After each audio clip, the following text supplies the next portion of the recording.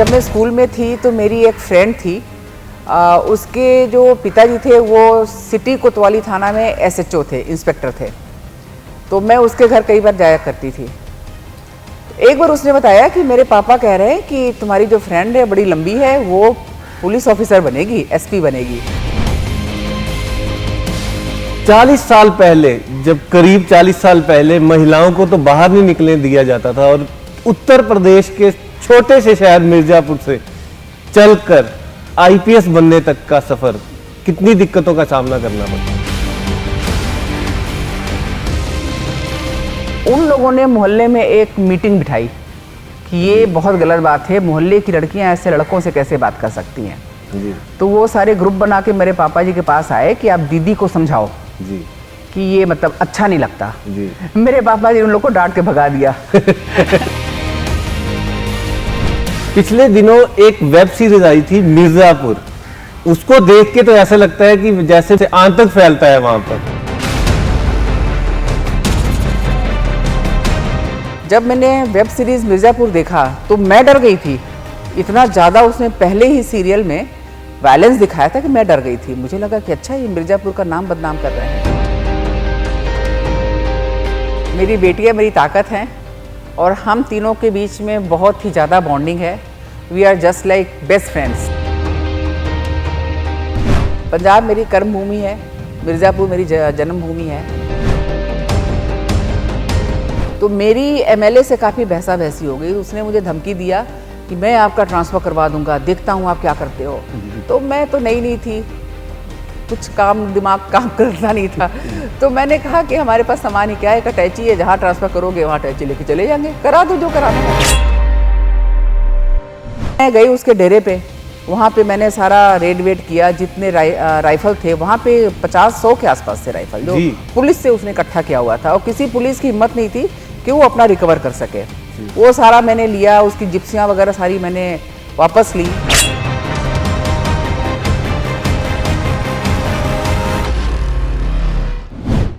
घर छोड़ अपने कर्तव्य को जिंदगी बना लिया, जान हथेली पे लेकर कर्म को ही धर्म बना लिया, देश की सेवा के लिए हर समय रही तैनात, तभी तो देशवासियों ने अपने पलकों पर बिठा लिया। मेरे साथ है ऐसी जांबाज और दबंग महिला आईपीएस ऑफिसर जो कि पैदा तो हुई मिर्ज़ापुर में, लेकिन पूरे देश में पंजाब का नाम रोशन कर दिया।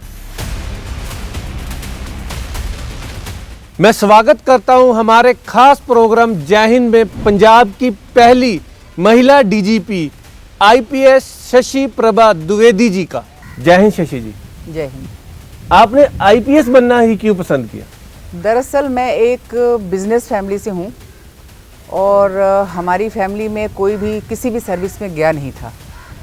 तो मेरे दिल में था कि मैं कुछ बड़ा अफसर, कुछ बड़ी नौकरी करना है, लेकिन कुछ आइडिया नहीं था कि क्या बनना है।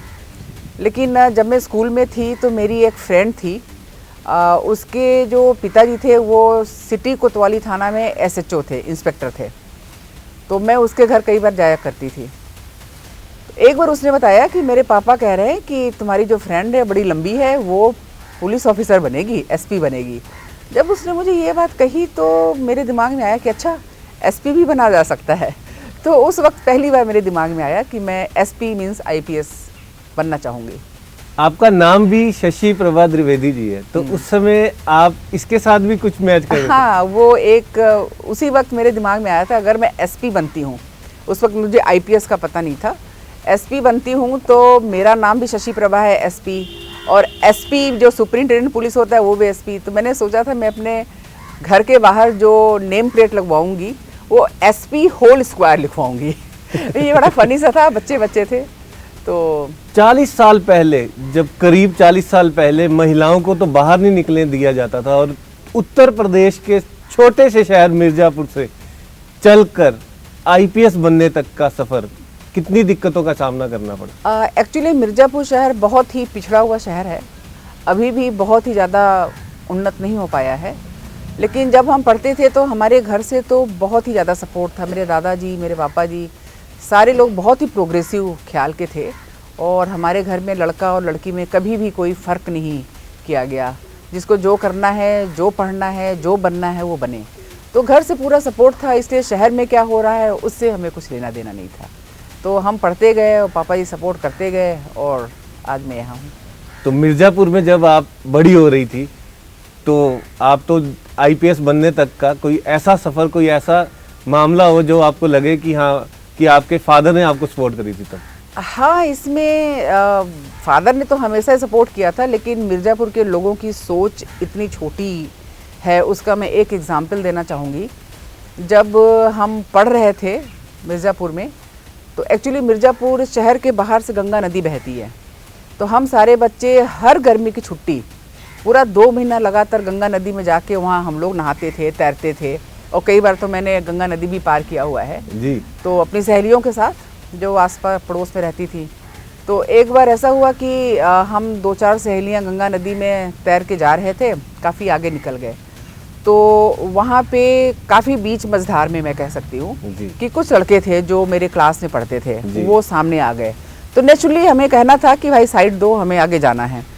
तो हमारे मोहल्ले के कुछ लड़के थे, उन्होंने किनारे से देखा जी। मैं उनसे बड़ी थी कि गुड़िया दीदी ने किन्हीं लड़कों से बात किया है जी।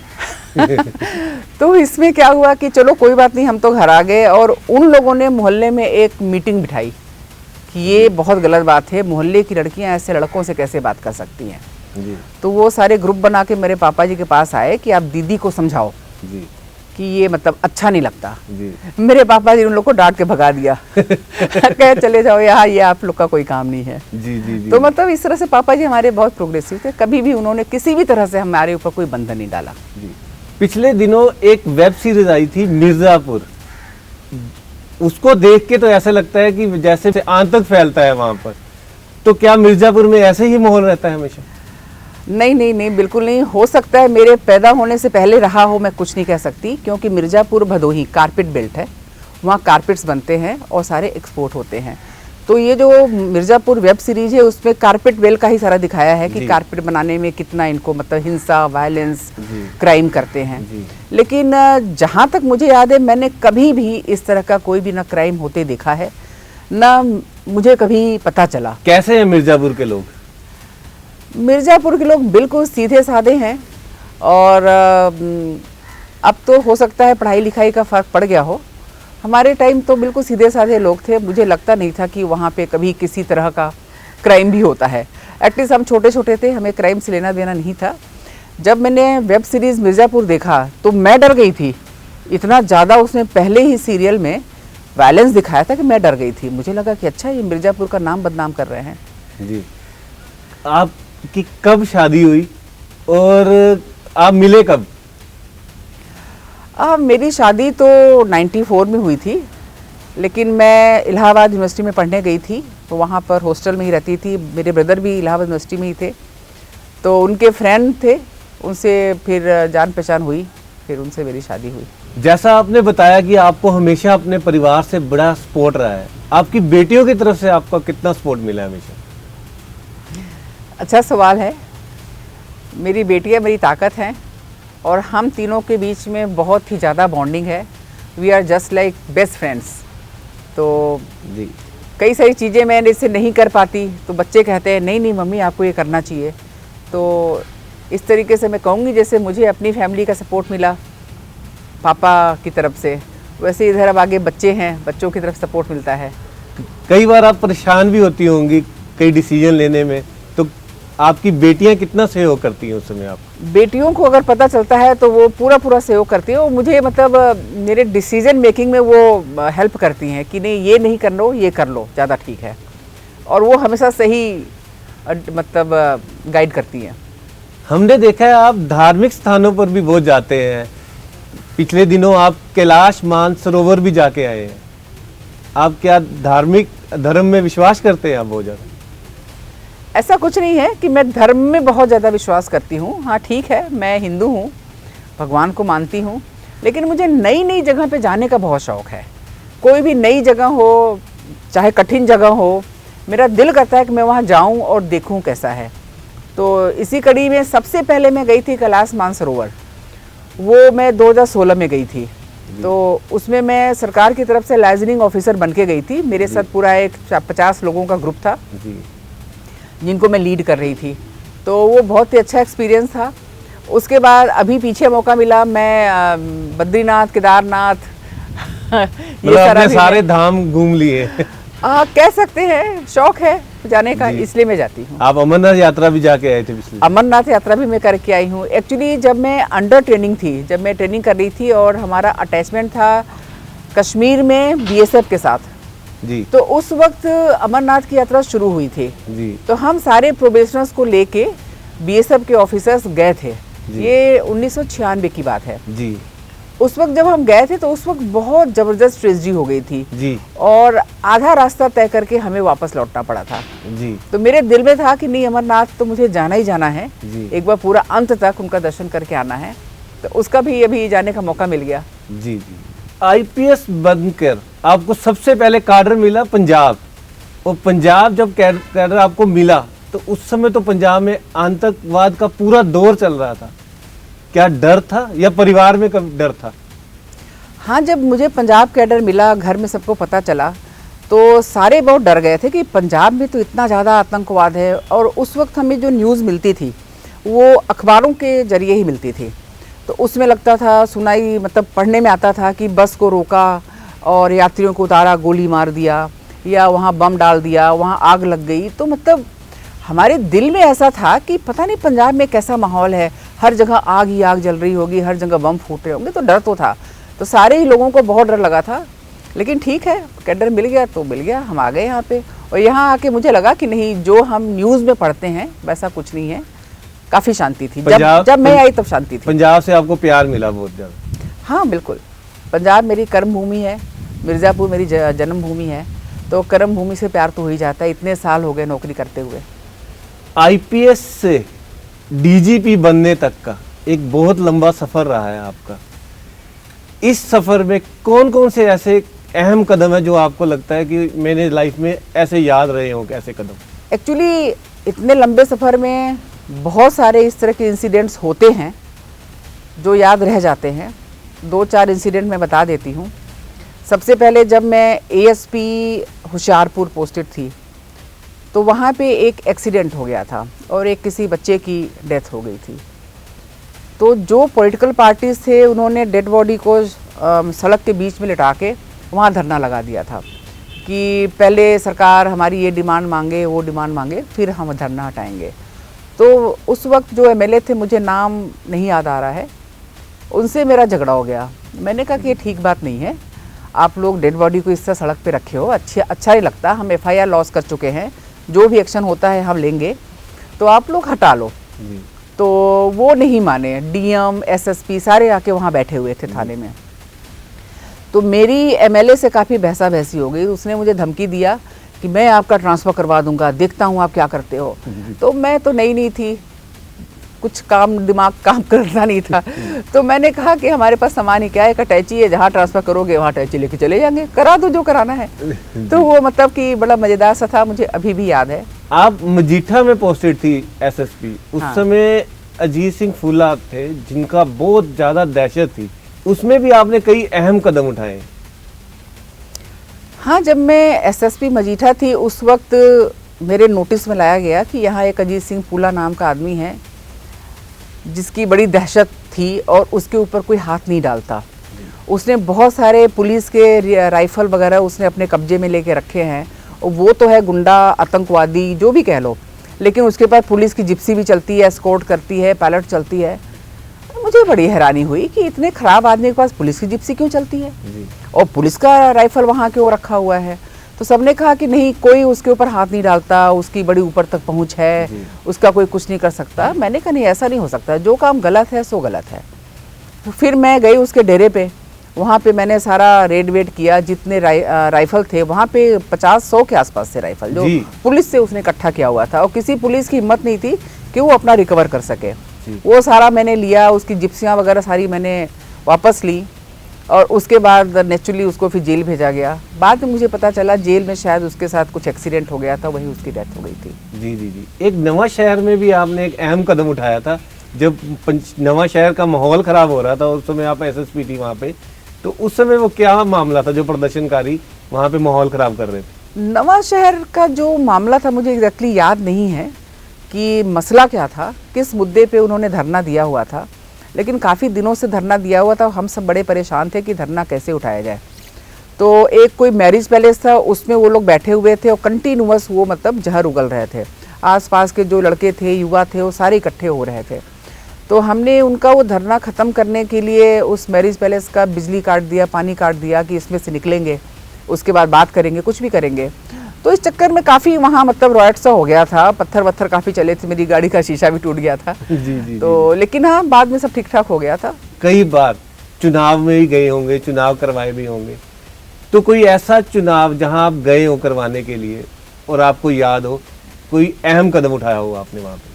वैसे मैं कई जगह ऑब्जर्वर बनके, पुलिस ऑब्जर्वर बनके इलेक्शन कराने गई थी, लेकिन कोविड के तुरंत बाद 2021 में झाड़ग्राम जी। जिले का नाम झाड़ग्राम था और ये काफ़ी ज़्यादा मतलब एक्सट्रीमिज्म से, नक्सलिज्म से काफ़ी मतलब भरा हुआ था कि लोग कहते थे यहाँ पे कुछ भी हो सकता है। लेकिन फिर जैसा मैंने आपसे कहा कि भगवान की कृपा मेरे ऊपर रहती है जी। तो मेरे रहते हुए वहाँ बिल्कुल किसी तरह का कोई हमला नहीं हुआ, कुछ नहीं हुआ, पूरा इलेक्शन बहुत ही पीसफुल हुआ जी। लेकिन वहाँ पे मुझे एक इंसिडेंट याद आ रहा है कि वहाँ पे जो लेडीज़ थी, सत्ता पार्टी की लेडीज़, मतलब तृणमूल कांग्रेस की, इनका जो कैडर था जी। ये कैडर कुछ इस तरीके से उनको सेट किया गया था, तैयार किया गया था कि वो जो सीआरपीएफ की या जो पैरामिलिट्री फोर्स की जो लगी हुई थी वहाँ पे पोलिंग स्टेशन को सिक्योरिटी देने के लिए, उनके ऊपर एलिगेशन लगाने के लिए उनको ट्रेन किया गया था जी। और इस बात का मुझे पता बाद में चला, जैसे कि मेरे पास फ़ोन आया कि वहाँ पे बहुत सारे लोग, 50 लोग इकट्ठे हो गए हैं और वहाँ पे पोलिंग नहीं हो पा रही है। मैं गई वहाँ पर, तो वहाँ पे 50 लोगों में फ्रंट में 10-20 महिलाएं थीं और वो बंगाली में पता नहीं क्या क्या बोल रही थी, मुझे कुछ समझ में नहीं आ रहा था। मैंने अपने पीएसओ से कहा कि क्या बोल रही हैं, तो उसने कहा कि ये कह रहे हैं कि अंदर उनको नहीं जाने दिया जा रहा है जहाँ पे इलेक्शन हो रहा है, मतलब पोलिंग हो रही है जी।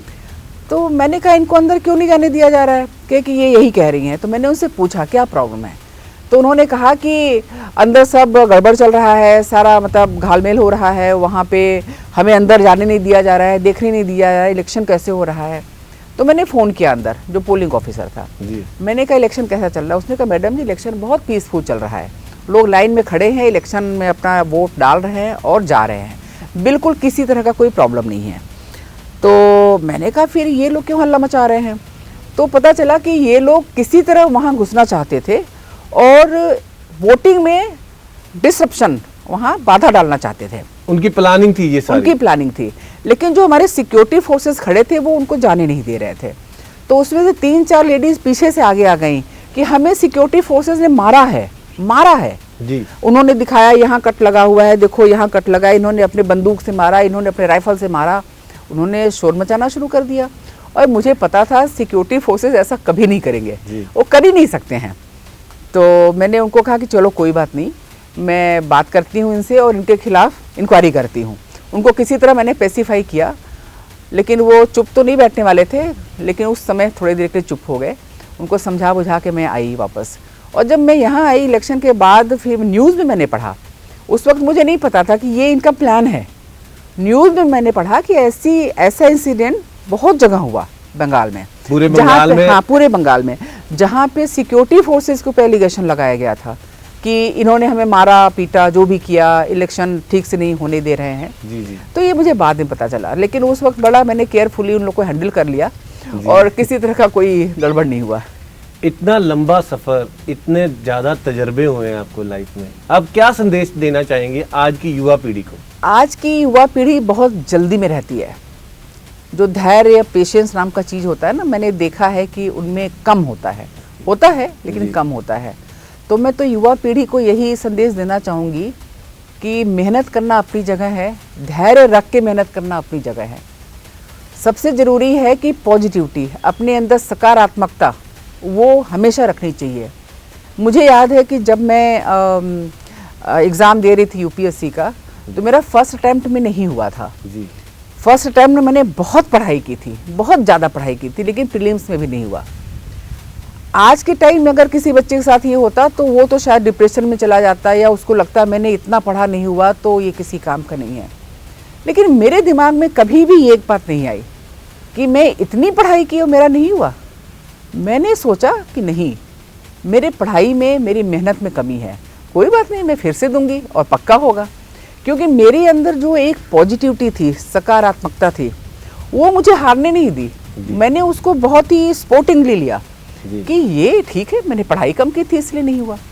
तो मैं यही चाहूँगी कि जो आज के बच्चे हैं, अपने टारगेट को पाने के लिए, अपने लक्ष्य को पाने के लिए पूरा मेहनत करें, पूरी पॉजिटिविटी रखें और धैर्य के साथ उस लक्ष्य को पाने की कोशिश करें। तो मुझे लगता नहीं कि किसी को भी हार मिलेगी। वो तो आपका जो आपकी मेहनत है उससे पता लग ही रहा है। सपना आपका एसपी बनने का था, लेकिन देश के लिए गर्व की बात है और पंजाब के लिए तो सबसे बड़ी गर्व की बात है कि आप पंजाब की पहली आईपीएस डीजीपी महिला डीजीपी बनी। तो देश तो गर्व कर ही रहा है, आपको कैसा महसूस कर लग रहा है? नहीं, मुझे तो बहुत ही अच्छा लग रहा है। इनफैक्ट आईपीएस बनने के बाद हाईएस्ट पोस्ट डीजीपी का होता है, डीजीपी प्रमोशन मेरा हो गया है, तो और मुझे क्या चाहिए। मैं तो कहती हूँ भगवान की मेरे ऊपर बहुत कृपा रही है कि बड़े अच्छे से मेरी नौकरी के 30 साल निकले हैं, आगे भी जितने बच्चे निकल जाएं। और मेरे साथ साथ मेरी फैमिली, मेरे बच्चे, मिर्ज़ापुर में जो मेरी फैमिली है, मेरी सिस्टर, मेरे ब्रदर सारे बहुत खुश हैं।